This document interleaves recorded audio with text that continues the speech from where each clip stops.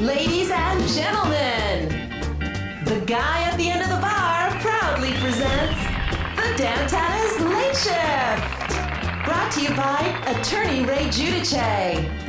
And now the two men to take you to new heights in sports conversation, Nick Cellini and Matt Chernoff. And welcome to another edition of The Late Shift here on CSS, brought to you by Dantanna's. Of course, Ray Giudice will be joining us a little bit later on to talk about perhaps another Georgia player being suspended. Ted Jenkins talks about some of the vicious hangers-on in the world of professional sports. And Dave Archer, one of the radio voices of the Falcons, will talk about what's going on with the black and red as the OTAs have officially begun. Matt Chernoff, Nick Cellini. Let's get the ball rolling. And we start by talking some Braves. And, Matt, the simple question is, where would the Braves be without the services of Evan Gattis? If you think about what's going on so far, Nick, you got three regulars, hitting under 200. You've had injuries to your starting catcher, your starting first baseman, your starting right fielder, and Evan Gattis, who has not only taken Braves Nation by storm, but really baseball, because we know the backstory. He's been so clutch, so big late in games. Now Freddie Gonzalez has a problem, although it's a good one, of trying to find him at bats behind the plate, in left field, and then every once in a while at first base. It's not easy. Do you start moving around some pieces, especially in the outfield? Jason Hayward, B.J. Upton not producing. Dan Uggla has gone deep a couple of times as of late as well, but more questions than answers when it comes to him, too. To me, I can't. You know, as much as I think Gattis deserves to play every day, this is the problem you have with a National League team. You just don't have a DH available to you. This team cannot pull the cord yet on B.J. Upton. They've got 4 more years and a half a season to go of a $15 million a year deal. This is going to be one of those where you spot Gattis, you love using him late in games, and the ability, because you have 3 catchers, lets you use him as that weapon in those clutch 6th, 7th, 8th inning spots to try to win you a ball game. Now, speaking of Gattis winning ball games, he's won a lot of fans over, which asks the question now, will he win enough over to be in an all-star game? Now, he's not going to be on the ballot, so he can't be voted in unless it's some massive write-in. But should he be a manager's choice to be on this team when it's all said and done? Will he have enough numbers and enough at-bats come July? I think he will. He's going to get more and more at-bats, and if he keeps coming through in pinch hit situations like he has, do the Braves fans get on their laptops, their iPads, their smartphones, and start typing in the name Evan Gattis? Again, the write-in vote's going to be a huge part of it, but I don't think that's going to be enough. I think whoever the decision makers are, and remember, they split it up now where the fans have a little say-so, the manager has the most, and some of the coaches, and we'll see if Freddie Gonzalez has some say-so in this. If baseball's smart, they would get this guy in the All-Star game. He's a phenomenal story. He'll get a lot of attention, and I'd love him in the home run derby. The home run derby to me is so unimportant, but if you put Gattis in there, no batting gloves, old school guy, looks like Paul Bunyan, I think more eyes, including these two, would be on the game. A lot of eyes going to be on the Falcons this year. As I said, we'll talk to one of the radio voices of the Falcons, Dave Archer, a little bit later on.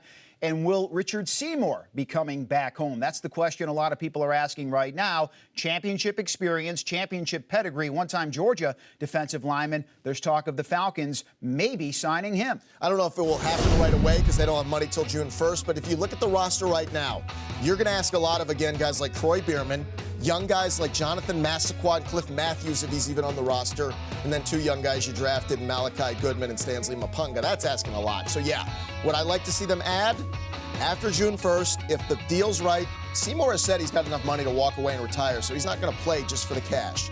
If the deal's right, I would certainly bring in Richard Seymour. But, Nick, if the money's right, I would still love to see them mend fences, kiss and make up with John Abraham, tell him how special he is and how pretty his eyes are. Get him back here along with Richard Seymour, and then make a true run with a bunch of veterans on this team. Seymour would be nice. Abe and Seymour together would be nicer. You tell me that every week before the show to get me back as I threaten to leave. How pretty I am, how nice my eyes are, my smile is. And I know you're lying to me, but will John Abraham realize that as well? Because John Abraham keeps talking about going elsewhere, but he hasn't put pen to paper yet. But I'm sorry, I was lost in your eyes for a second. I got very distracted. It happens a lot. I don't know that there are many takers for Abraham, and his feelings are hurt because the Falcons cut him a year into the 3-year deal. So like I said, kiss and make up. Say pretty please with sugar on top. Clean the car and come back. We'd like to have you on this football team because these 2 pieces are very needed for this defense that needs as many veterans as they can get. All right, let's talk about some NBA, where the Miami Heat are always going to be the storyline. There are 2 camps of Heat fans. The Heat fan that loves them and are bandwagon jumpers, unless you're a true Miami Heat fan, or the fan that hates the Miami Heat, roots against them, wants them to get knocked out by the Pacers, who are the team, obviously, in the Eastern Conference Finals. They got a stunning home loss after, frankly, the Pacers could have had the first 2 games wake-up call, or is there a little something extra to be worried about if you're Miami? I don't think there's anything to be worried about. They fell behind against Chicago. They fell behind against the Pacers last year. This is the type of team that gets bored, and they need that kick in the shorts, and now they got the kick in the shorts. And I will also say this. I give a lot of credit to Eric Spoelstra. He made the proper adjustments. He did it all of last year. Some are going to say it's easier to do when you have LeBron James.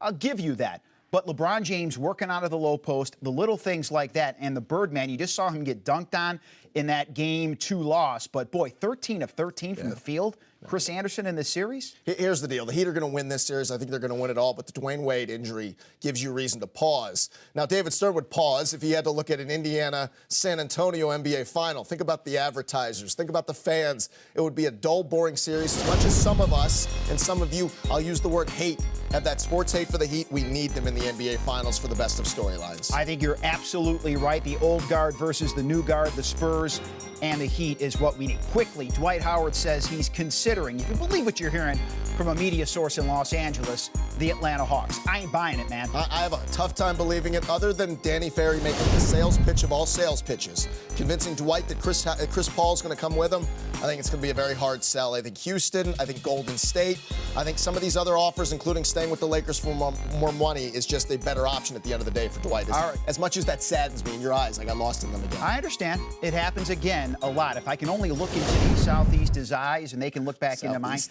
Southeasters and work on my grammar a little bit. Hey, give me more monies, Southeasters. When we come back, we'll talk more Falcons. Dave Archer, one of the radio voices, set to join us. Stay with us. Yo, we're Southeasters. Yo. Now back to the Dantanna's Late Shift. Brought to you by Attorney Ray Giudice, featuring the Knights of Cellini Kick Line and the Chernoff Dancers. And welcome back to the Late Shift. Time to talk some football, and specifically the Atlanta Falcons as they head to their OTAs here in the offseason. One of the voices of the Atlanta Falcon Radio Network, Dave Archer, former Falcon great, joins us right now on the Zero Res Hotline. Arch, it's a pleasure to talk to you. How are you doing? I'm doing great. Always good to talk to you and Nick. Well, it's a pleasure, Arch. Let's talk about a position you know real well. That's the quarterback position. Any guess on why the Matt Ryan deal is not done at this point? Is it just about, crossing the I's or dotting the I's and crossing the T's, or is there more at work here? No, I think there's probably a little bit more behind the scenes on this deal, because I'm assuming that Matt's agent is trying to kind of forecast what the future looks like. And if you're going to sign a 5 or 6 year deal, which we've seen Flacco do, he's got a Super Bowl under his belt. We've seen Rodgers sign his deal. He's got a Super Bowl under his belt. They want to try to, forecast what that number might be for a guy that wins a Super Bowl. So I would imagine that that's what's going on in the Ryan camp. And obviously, Matt Ryan has something more dependable in the backfield as far as the rushing game is concerned. No disrespect to Michael Turner, but clearly wasn't the same guy over the past couple of years. You got a guy now that's in shape and is very hungry for postseason play in Steven Jackson. Now, Nick, the thing I like about Steven Jackson, he's a 3-down guy. You're not going to have to take him out of the game to throw the football. He's an outstanding pass protector, as Michael Turner was. He'll step up and shorten your neck if you're trying to rush the passer, but the beauty of him is you're going to slip him out of the backfield, and he can break you down in the passing game. I know you guys are probably going over the numbers. He was a 90-reception guy earlier in his career. So you've got a 3-down back guy in the backfield that will also help you protect. Arch, let's talk about Julio Jones, who I still have to believe, as scary as this sounds, hasn't reached his potential yet. What's left out there? How can he improve and take that next step?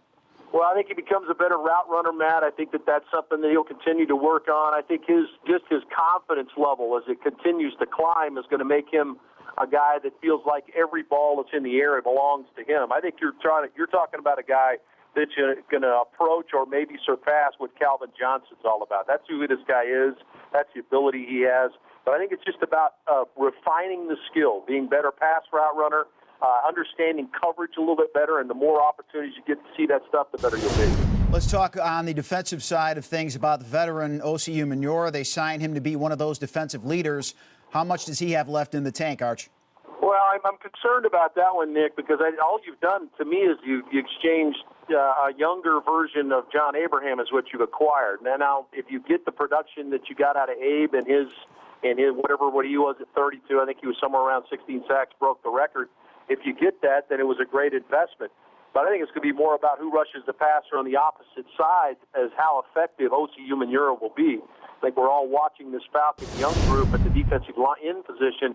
How will one of those guys affect the pass protection so they can't double and chip on OCU Manura? Well, the group that's going to be paying attention to that pass rush is the guys behind them, the secondary. Samuel comes back after I thought a really good year, but now you're plugging in two young guys. Trufant, the first-round pick, Alford, the second-round pick. How much can you expect out of those young guys? I think you have to expect a lot, Matt. I think it's a group that's what you drafted them for. They're going to have to play immediately. Trufant will obviously start. I think Alford will ultimately be your nickel guy. So I think in your sub package, you'll ultimately have two rookies on the field that are considered starters for you. I think that was the plan all along, that they were going to go young and they were going to get some guys that could come up and play a variety of different looks for Mike Nolan. Come up, play press coverage man, play off-man coverage, do a lot of the different variations that Nolan likes to do with that pseudo 3-4-4-3 defense. We talked about their younger defensive linemen, some of the guys they drafted this year, some of the guys they've drafted over the past couple of years. Do you see another veteran presence coming in, like a Richard Seymour, perhaps? Yeah, that's a great one, Nick, in forecasting potentially somebody coming. I just think I'm scared of the Richard Seymour deal and the fact that we're talking about a 35, 36-year-old. Is he looking just for another contract? Do you get caught up in the fact that here's a guy, yeah, he's a Georgia guy and all this kind of stuff, but what's left in the tank for him and what's his mindset? I think you get a little concerned about that. I would be concerned about adding some baggage, and he's not going to affect the edge of your pass rush. I think that you go ahead and continue to tutor those young guys. I think Jonathan Babineau continues to come on. He's a guy that's been unsung since he's been here. Should be a Pro Bowl type player, but you got to hope that one of those young guys step up on the outside to help the interior and vice versa. Arch, always a pleasure. Great information. We'll watch the offseason as it continues to play itself out, and we'll talk to you soon. Nick, Matt, you guys take care. Thanks. Appreciate it, my friend. There's Dave Archer, part of the Atlanta Falcon Radio Network, our money man. He's coming up. Ted Jenkins is going to clear up all the money. Not you. Yeah, him. Ted Jenkins. He's around the corner. Not Ted DiBiase. No, Ted that's Jenkins. the $1 million man. All right, I just want to clarify. He joins us next on The Late Shift. Time for the zero-res mess of the week in Toronto this past weekend. Nate McLeod of the Orioles, did he catch it? He goes into the stands. The fans are saying no. He comes up and says yes. The umpires agree. And he starts to get a Labatt shower after that. It's like the NWO's in town. It kept it coming. Nate McLeod abused. This is the risk that sometimes you run when you try to fool the crowd and be a heel. It was a nice sales job, though. I give him credit, though. When a couple of final beers come in. The thing that bothers me is those beers cost a lot of money. I know the fans are frustrated, but don't waste your money on that. They can clean up the carpeting there at Sky Dome, and they can do it for you as well. Talking about Zero Res, that is the late shift special offer, $139, 3 rooms and a free hallway. Check them out at zeroresatlanta.com. Call them at 770-242-1313. Backwards, forwards, doesn't matter how you spell it, Zero Res is the right way to clean. And to clean up your mess financially, Ted Jenkins going to join us, and you can follow Ted on Twitter. You can follow us as well on Twitter at Dantanna's LS and on Facebook. Ted from Oxygen Financial, always good to see you, my friend. Nice to see you. Well, let's start by talking about a guy that could have used you over the past 15 years or so. Allen Iverson made over $150 million in his career, and he's broke. Yeah, what's worse than making $150 million is losing half in a divorce and then going bankrupt after that, which Iverson did. $155 million plus endorsements down the drain.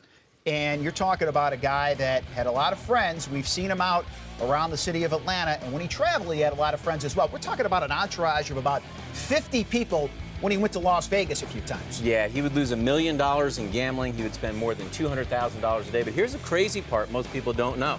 Reebok set up a rainy day fund for Iverson for $30 million. $30 million. Here's the one catch. He can't get it until the year 2030. And now with the divorce, he gets half. Is he going to be around? And I don't mean that flippantly, to see that money in another, a little more than 15 years. All right, let's talk about a story that's just, it's sickening me. Tyron Smith, former first-round pick out of USC, the tackle, signs his rookie contract, helps out the family. Mom and dad says, I took care of them. They're comfortable. Everything's fine.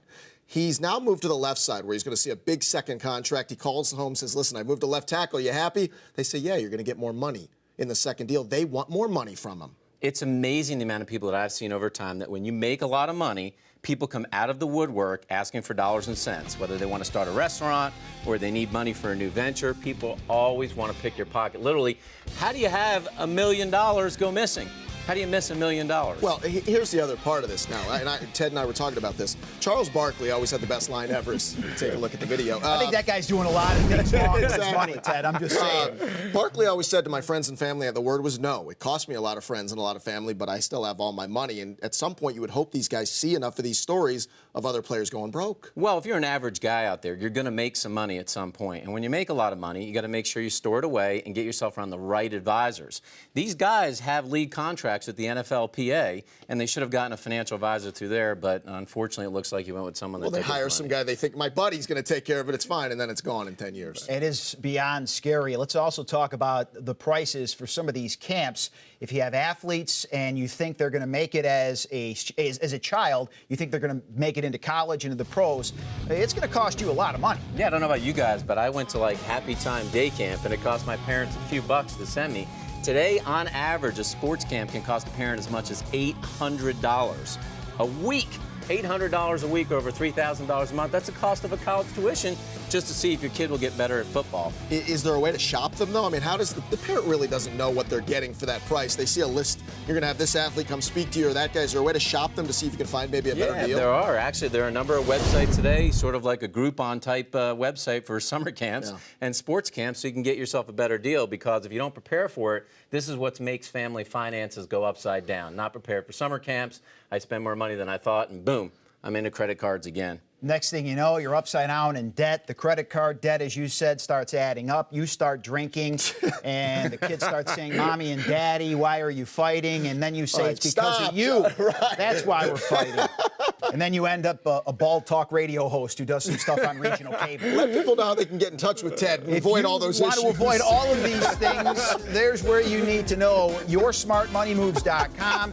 Check out his website, oxygenfinancial.net. LinkedIn, you can follow Ted there or give him a call, 770-770-0427. Ted, outstanding stuff. Yeah, thanks. And thank you for being my psychologist as well. When we come back, we'll talk about more problems, perhaps, for the University of Georgia's football team with our legal Ray Giudice. Stick around.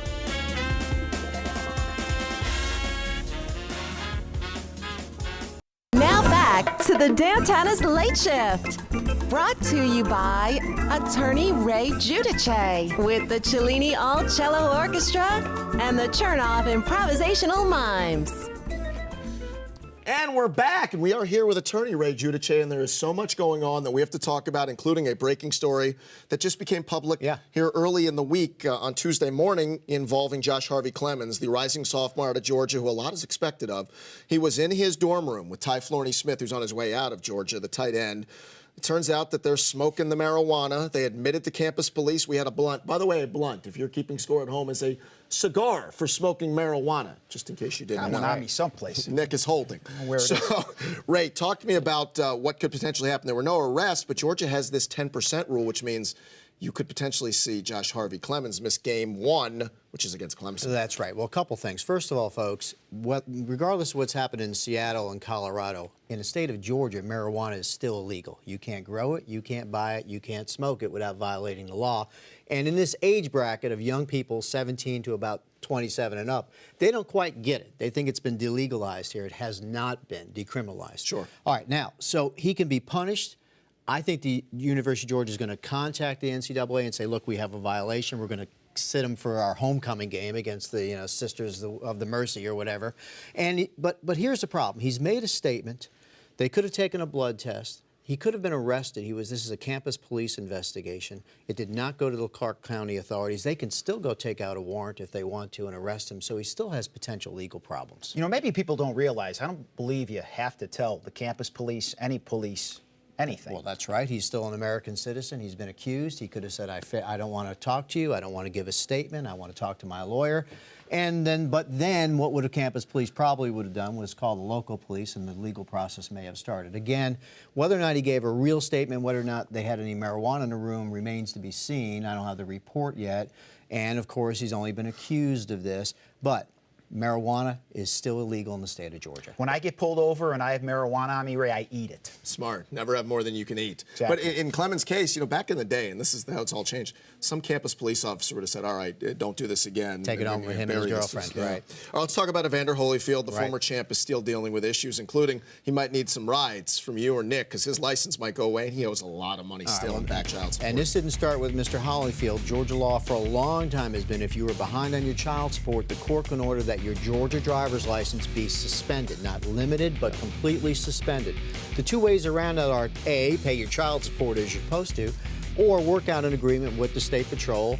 If you make a payment plan, they will give you your license back as long as you make your payment plan. It is alleged that he has done both, gotten way behind, I think to the tune of $500,000, worked out a payment plan with the state, and then failed to meet it. So would you be happy if he said, listen, I'll give you $250 a month, we'll work this out month by month, I'm trying here, right? Yeah, I think he's got two problems. He's got wives or mothers of several children who want their money. The state of Georgia wants its money, and he ain't making no money. Yeah, if you're falling behind on that child support, don't I do just that. hate guys that have kids with more than one And woman. quickly, I It's believe just he very filed irresponsible. bankruptcy because of that big house down in South Fulton, and you cannot bankrupt child support payments. That continues to exist. You can't get out of it. I'm with you. Now, let's talk about a more serious story. Last year, Josh Brent, defensive tackle from the Dallas Cowboys, vehicular homicide, driving under the influence, kills his friend and teammate Jerry Brown. He could be going back to jail. He has been fitted with what's called the SCRAM system. It's an ankle bracelet. SCRAM. That's right, and it can monitor alcohol and drug intake through perspiration on the bracelet.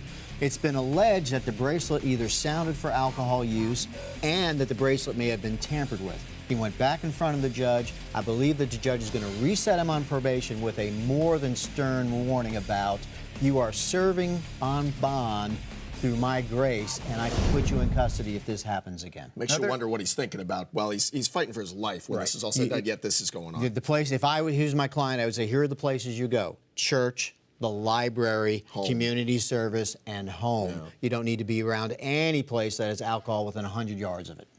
All right, let's talk about a couple of Falcons who are having a mess to deal with. Gwinnett police are looking for a man who forged some rent checks for Julio Jones and former Atlanta Falcon, I should say, Christopher Owens. What becomes of this? Well, this is a forgery case, and this is sort of an identification theft case, which is happening increasingly. I've had it happen in my checking accounts. People take your checks, they scan it, they make some alterations. It's a felony in the state of Georgia, no matter what the amount of the check is. I know no one's been arrested, so it's just an accusation at this point in time, but it will be a felony forgery if it was determined that this person did not have authority to write their name on Mr. Julio Jones's checking account. Well, if nothing else, this is not like Catch Me If You Can, Frank Abagnale. It's a little bit harder to forge checks nowadays. Well, that's right, but also it's interesting. Believe me, I tried. The check amount is for $1,247.97, and one of the things that people that do this is they write small amounts. It doesn't seem that small, but relative to Julio Jones's statement, it wouldn't have raised any red flags. So when people steal credit cards, you notice they tend to go to Kmart and buy $600 worth of stuff. Right. That's what happens. Yeah. You saw the ways to get in touch with Ray. Great information, as always. We appreciate it. Thank you, guys. All right, thanks to Ted Jenkins, our money man, for joining us earlier, Dave Archer, as well, talking Atlanta Falcons. For Nick, I'm Matt. Have a great rest of your week. We'll see you next time here on The Late Shift. Now, what did I do with that blunt? So you got a blunt and forged checks.